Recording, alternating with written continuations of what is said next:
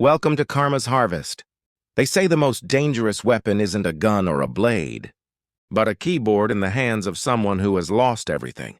Elias Thorne, the man who made a fortune by erasing the truth, was now rotting in a 6 by 9 foot cell, a victim of the very digital ghosts he once commanded. The evidence against him was a masterpiece of deception, a video so perfect that his own expertise was his greatest enemy. In his world, if a video showed you committing a crime, you were a criminal, regardless of the reality. He was drowning in a sea of his own making, and the shore was nowhere in sight. But the shadows of his past were about to take a human form, and the price of his freedom would be more than he ever imagined. What happens when the only person who can save you is the one you destroyed years ago? For 3 weeks, Elias sat in silence, watching the dust motes dance in the sliver of sunlight that pierced his cell.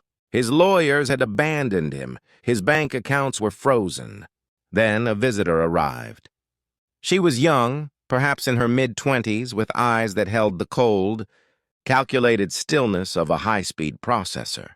She didn't introduce herself at first. She simply slid a tablet across the glass partition. On the screen was the metadata of the video that had convicted him, the raw code that Elias had spent nights trying to crack. "You missed the watermark in the 3rd layer of the blue channel," she said, her voice a soft, rhythmic hum. "I tucked it inside the rain droplets. Even you couldn't see your own signature being used against you." Elias felt a chill that had nothing to do with the prison air. "Who are you?" he rasped. The woman leaned in, her reflection overlapping with his on the glass. 10 years ago, a man named David Miller was sent to prison for a hit-and-run he didn't commit. You were the expert who analyzed the traffic footage. You turned a black SUV into his silver sedan. You erased the face of a governor's son and replaced it with my father's." She paused, letting the weight of the name sink in. "My father died in that cell 3 years ago. He died a shameful death because of a lie you sold for $50,000. I spent those 3 years studying you, Elias. I didn't just learn your techniques, I perfected them." Elias realized then that his crash wasn't an accident.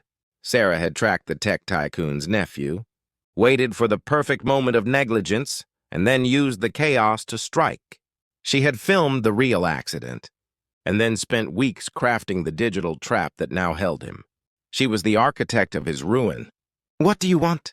Elias whispered, his hands trembling. Sarah pulled out a single sheet of paper, a full, detailed confession of every case Elias had ever manipulated. "Sign this," she said. "Confess to every lie, every erased crime, and every life you ruined. If you do, I'll release the original, unedited footage of your accident to the press. You'll be cleared of the manslaughter charge." It was a devil's bargain. If Elias signed, he would be free from the current murder charge. But he would spend the rest of his life in prison for a decade of obstruction of justice and perjury. If he didn't sign, he would stay in this cell as a killer, hated by the world for a crime he didn't commit. The master of manipulation was finally being manipulated. He looked at the paper, then at the girl who had become his judge and jury. In a desperate bid for a shred of true justice, Elias signed. He wanted the world to know he wasn't a hit-and-run killer. He wanted his expert reputation back, even if it meant being a confessed criminal. He pushed the paper back through the slot. Sarah took the paper, folded it carefully, and stood up. A small, grim smile played on her lips. "Thank you, Elias. My father's name will finally be cleared." She turned to leave, but Elias shouted, "The video! When are you sending the original footage to the police?" Sarah stopped and looked back over her shoulder. "Oh, I already sent it," she said. "But you see, Elias, you forgot one thing about the law you used to manipulate.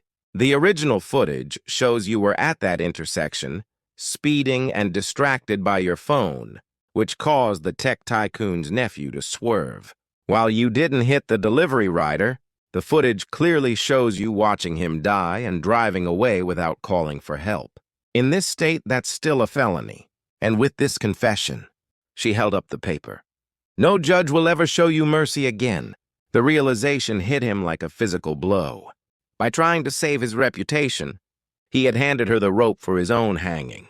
The original video wouldn't set him free. It would only change the label on his cell.